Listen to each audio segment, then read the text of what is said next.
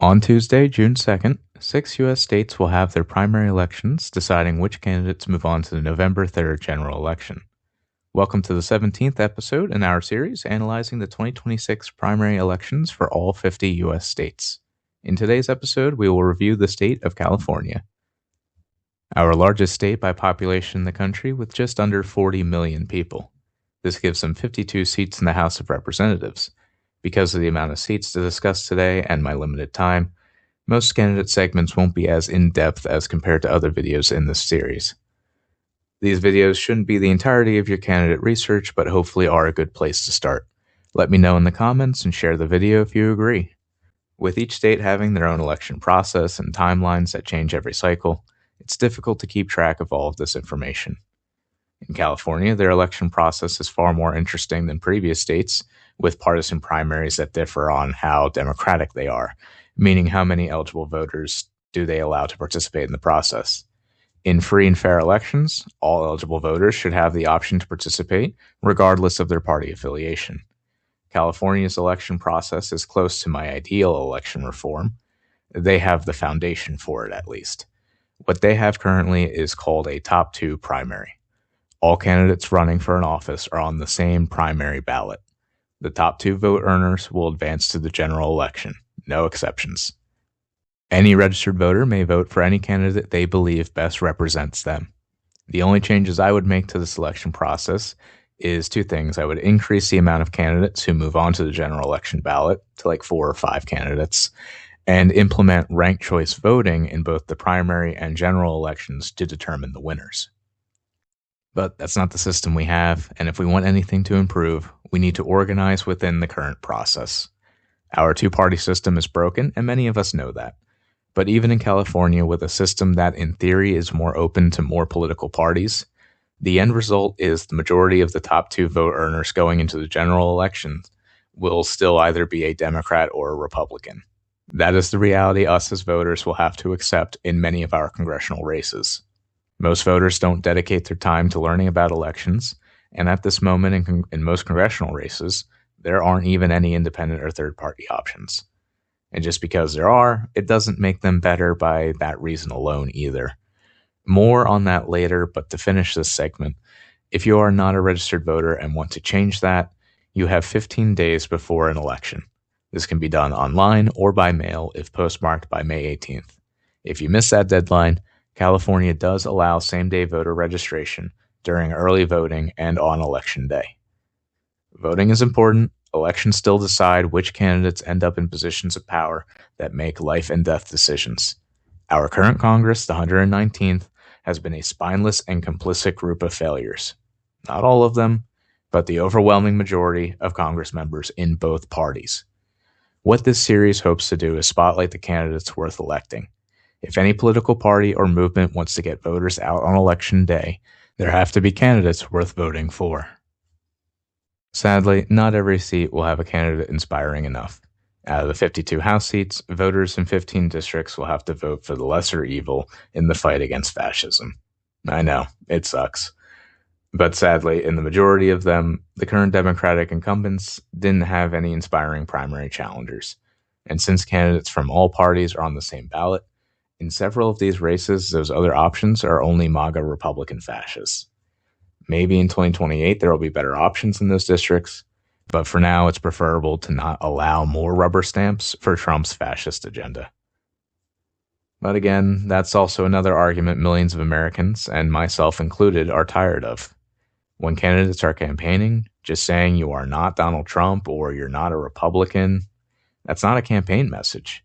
Saying vague platitudes and cliches, as so often said by spineless and corrupt Democrats, is also unacceptable. Vague statements like, "I support healthcare," with no other supporting details. Well, that's great, but what does that mean? Do you support fixing the system by implementing Medicare for all? Or is your support for healthcare only for the for-profit corporate healthcare structure that harms millions of people every day? When I look for candidates to spotlight, these are the policies I look for on their campaign websites.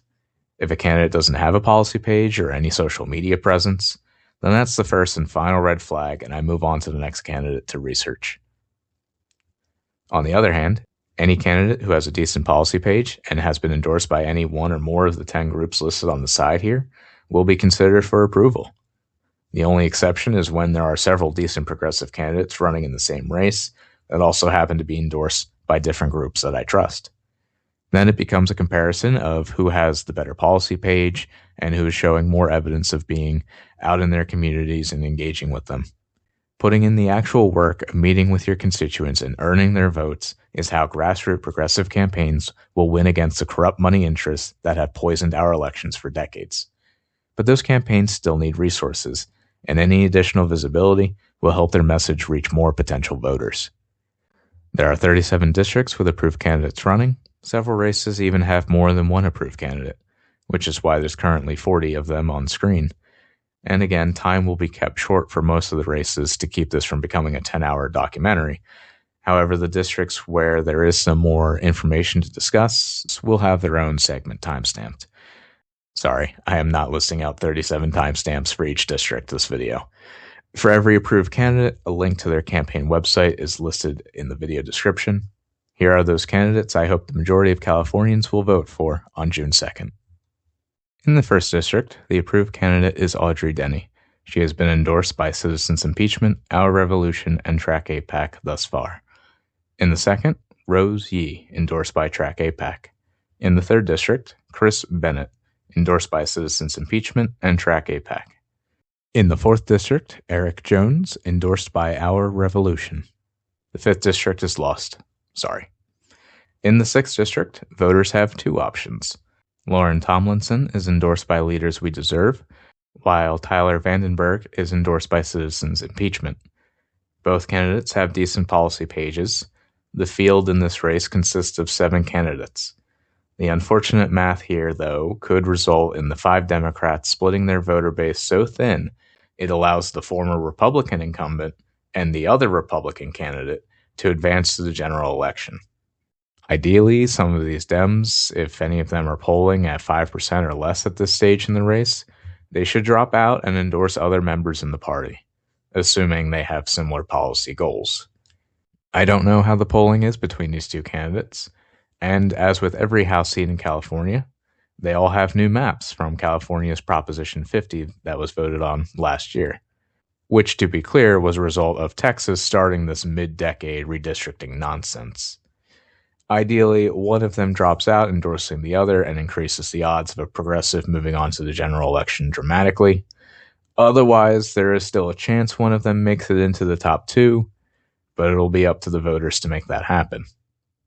In the 7th district is candidate Mai Vang, a fantastic candidate endorsed by Justice Democrats, Our Revolution, Sunrise Movement, Working Families Party, and Track APAC. Voters in the 7th district, please go vote for Mai Vang and finally replace 81-year-old incumbent Doris Matsui. Doris, it's time to retire. In the 8th district, Nicholas Carjuza, endorsed by Citizens Impeachment and Track APAC. And in the 10th district, vote for Mitchell Maisler. No endorsements at this time from the approved groups, but a passable policy page. That brings us to District 11, the district of 86-year-old Nancy Pelosi, who is finally retiring at the end of this term. Great, but she does not deserve the praise that so many give her. She was just as complicit in the rise of corruption and fascism in government as were the Republicans. Americans are tired of the corruption and want candidates to vote for who are not corrupt and are ready to push for real structural changes to the American social contract. The best candidate running in this race is Saikat Chakrabarti. He has been endorsed by Citizens Impeachment, Justice Democrats, PAL-PAC, Progressive Victory, and Track APAC. 5 out of 10. Not bad. Sadly, the Working Families Party did endorse another candidate in this race. That is their only decision so far this election cycle I've disagreed with. Every other candidate they endorse is secular lefty approved and will be mentioned later in the video, but their choice for the 11th district is disappointing. And the reason why I'm so disappointed is because the work I do is inspired by groups like Justice Democrats and Brand New Congress that had formed back in 2018. Saikat has put in many hours and effort into the progressive political movement and doing work for those organizations and working to get AOC elected back in 2018. which is another disappointment when AOC refused to endorse in this race. Saikat Chakrabarti is the best candidate running in this race, and I hope the voters will agree. In the 12th district is the first of two California incumbents that voters should re-elect. Latifah Simon is endorsed by the Working Families Party, refuses corporate and APAC money, and is good on other policies, and should be re-elected. In the 13th, Daniel Rodriguez. In the 14th district, this is another one with two options. Aisha Wahab is endorsed by Our Revolution, while Matt Ortega is endorsed by Citizens Impeachment. It would be great to see those two work something out to maybe guarantee a top two spot to one of those candidates, but it's unlikely. Regardless, out of the 9 options, Aisha and Matt are the best two candidates in that race. Voters, please try to consolidate support around one of them. In the 15th, the choice is easier. Support Mantosh Kumar. In the 17th, support incumbent Ro Khanna, a Justice Democrat who is also endorsed by Progressive Victory, Our Revolution, and the Working Families Party. He hasn't always been correct on every issue, but overall, still a decent public servant working for the best interests of the people. Keep him in Congress. In the 19th, vote for Track APAC endorsed candidate Sean Doherty. In the 20th, Sandra Van Scotter. In the 21st, Lauren Hubbard. In the 22nd, Randy Villegas, with endorsements from Leaders We Deserve, Our Revolution, Working Families Party, and Track APAC. In the 23rd, Tessa Hoge. In the 24th, Helena Pescarella is the approved candidate, and the only California-approved candidate who is not a Democrat. Helena is running with the Peace and Freedom Party, which I don't know much about, but Helena's policy page met the approval requirements. She ran before in the 2024 primary as a Democrat, but lost to the current incumbent and the Republican who would later lose in the general. Vote based on policy, not party. For those in California's 24th district, vote for Helena Pascarella. In the 26th, Chris Espinoza is the candidate with the best policy platform. There are 9 candidates running, 4 Republicans and 5 Democrats. When researching this race, I noticed something worth sharing with you. There were 3 candidates, including Chris Espinoza, who support Medicare for All. The candidate who currently has the most money raised and all the endorsements from corporate Democrats is the same candidate who also has no policies listed on their campaign page. It's exhausting seeing Democrats who will fight for nothing continuing to get reelected, and 3 progressives running that will split their vote. In the 26th district, vote for Chris Espinoza. In the 27th, Caleb Norwood. In the 29th, Angelica Dunas, who is endorsed by Citizens Impeachment and Track APAC. In the 30th, Joel Lava, who is endorsed by Citizens Impeachment. The next district is another race I want to provide a little more information on. The approved candidate is Chris Ahuja. I stumbled upon his campaign and social media sometime last year. He is endorsed by Citizens Impeachment and Track APAC. There are currently 9 candidates running, and only 1 Republican is running, which consolidates the conservative and fascist vote around him. Unless the new district has far less Republicans in it, it is likely only 1 Democratic candidate will move on to the general election. The incumbent is a spineless and corrupt coward that shouldn't be reelected. When looking back in 2024's primary results, Chris Ahuja ran before and earned 8.1% of the vote. Not much, but a good place to start for someone with little name recognition and who doesn't accept corporate PAC money and wants to overturn Citizens United. All reasons why I'm so annoyed when I noticed Our Revolution endorsed Jake Levine. Here we have another race with a probable outcome like several of the races in Illinois, where 2 progressives are getting support from the same voter base to only split the result by enough to lose to a worse candidate. If we the people want to win these seats, we need to be strategic and rally behind one candidate, the strongest candidate in each race to defeat the spineless Epstein-class puppets. That is, of course, when there is a candidate to rally behind, which again, doesn't always happen. Voters in California's 32nd district, if you want to replace Brad Sherman, support and vote for Christopher Ahuja. Moving on to the second half of candidates here, in the 33rd, support Antonis Christodoulou. In the 34th, Angela Gonzalez-Torres, who is also endorsed by Citizens Impeachment, Justice Democrats, Working Families Party, and Track APAC. In the 36th, Marianne Sciamma, who is endorsed by Track APAC. In the 37th, Todd Lombardo, who is endorsed by Citizens Impeachment. In the 38th, Monica Sanchez. In the 40th, Esther Farre. In the 41st, Shonique Williams, who is endorsed by Citizens Impeachment. In the 43rd, David Sedlick. In the 46th, Christian Mendez. No endorsements yet, but I wanted to share this from his campaign website. When you visit, he introduces his campaign with the tagline, "Kicking rich ass for the working class." I like that. That's fun. Then underneath, sadly in smaller font, says affordability, which if that's all that was written would be a concern. But no, he does continue. Medicare for all, abolish ICE, sanction Israel, impeach and imprison the Trump administration. Fantastic. This candidate understands the assignment of the 120th Congress. Voters in California's 46th district vote for Christian Mendez. In the 47th, vote for Hunter Miranda, who is endorsed by Citizens Impeachment. In the 48th district, we have another race where once again the large number of Democratic candidates is putting this race at risk of allowing two Republicans to be the top two vote earners and advancing to the general election. I found this poll on Amar Campa-Najjar's website. Annoyingly, he refers to himself as a Democratic frontrunner, which sure technically is true according to this poll, but there's also a large undecided block of voters at 24%. And again, assuming all the numbers are reasonably accurate with this poll. When reviewing his website, he had establishment endorsements and no policies listed. This is not a public servant running to help the people. There are two decent choices running in this district out of the 10 or more candidates. Karina Contreras, who is endorsed by Citizens Impeachment, and Abel Chavez. Abel Chavez isn't endorsed by any group yet, and is technically a point behind Karina according to this poll, but his policy page was excellent, with many policies aligning with the ones I had listed earlier, including some ones that I didn't. I don't know if Karina and Abel can work something out because those are the two candidates in this race with the best policies. If they can decide on who backs out and endorses the other, they would be the best candidate to earn the votes of the undecided by June 2nd. Otherwise, we hope for the best, but don't be surprised if the vote is split, leading to their defeat.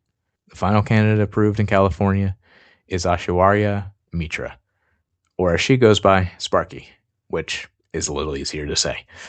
I apologize to every candidate whose name I probably butchered in this video and throughout this series. Sparky is endorsed by Citizens Impeachment and Track APAC. And there you have it. Those are the 40 secular lefty approved congressional candidates running in the 37 districts out of California's 52 total districts. I would have liked to spend more time on each district discussing voting history and the Prop 50 changes, but sadly it's just something I'm not able to do at this moment. Please consider supporting these candidates and voting for them on June 2nd. If you're able to support them financially, awesome. Otherwise, consider sharing this video, any candidate interviews, and any of their social media posts, and to help get their names out there. Because we know corporate media will ignore progressives, or lie about them when they can't be ignored any longer. Before ending this video, I also wanted to briefly discuss California's open governor seat. The field in that race has, or at one time had, a comical 61 candidates running. That number might not be reflecting any recent dropouts. Of the dozens that are still in the race, I don't know everything about each one, nor have the time to research it. Two of the trusted groups referenced throughout this series have endorsements for the governor's race. Citizens Impeachment has endorsed Carolina Bueller, while the anti-billionaire group Our Revolution backed the billionaire candidate Tom Steyer. Don't you just love politics? I know the optics are ridiculous, and even Our Revolution addressed it fairly during their endorsement of Tom Steyer.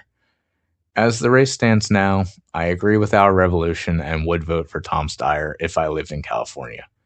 Whether or not he is to be trusted would be on him once elected. He is stating the right policies while campaigning, and one example, if the federal level can't get a single-payer healthcare plan passed, the next best thing the governor of a state can do is work with their legislature to get a single-payer system passed at the state level. Of course, whoever gets elected, it never hurts to keep the pressure on them so that they make the right decisions, but it would be preferable if more candidates just did what they campaigned on in the first place.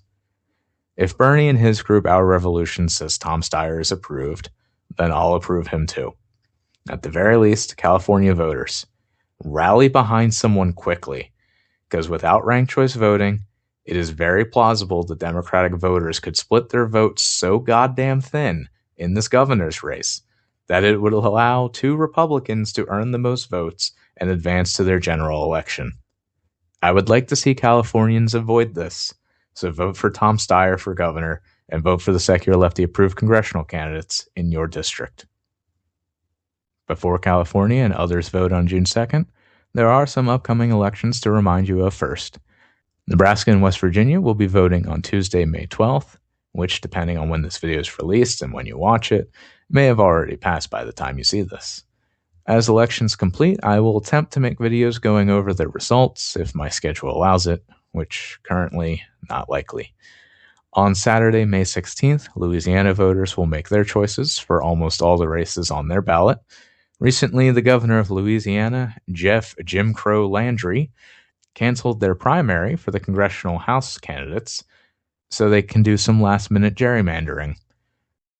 And just to clarify, it is only the congressional House races that have been canceled. The other races on the ballot for Louisiana, your primary is still on May 16th. So that's for the U.S. Senate race, and that's for all the local and state races as well. Still go vote on May 16th, but just know you're going to have another primary election for the House races at some point. Then, on May 19th, another slate of 6 states will vote. They are Alabama, Georgia, Idaho, Kentucky, Oregon, and Pennsylvania. If you know anyone in those states, please consider sending them a link to the analysis videos on their primary. Let's send as many public servants to Congress as we can. Members of Congress who will serve the people, not corporate donors, the war economy, or others in the Epstein class. A week later, on May 26th, Texas has their runoff election. These are the 4 approved candidates in their election. Afterwards, as mentioned earlier, California is not voting alone on June 2nd. There will be 5 other states: Iowa, Montana, New Jersey, New Mexico, and South Dakota. These will be the next states covered in the 2026 primary election analysis series. Be sure you're subscribed and ring that bell to be notified of my newest videos. If you found anything I said in today's video useful, please give it a like and share it everywhere. Together, we can make Americans more educated, and hopefully that will result in better election outcomes. Until the next video, please consider checking out my other work on this channel. Any additional watch time and shares will help the channel reach more people and is greatly appreciated. Thank you again for listening. Take care.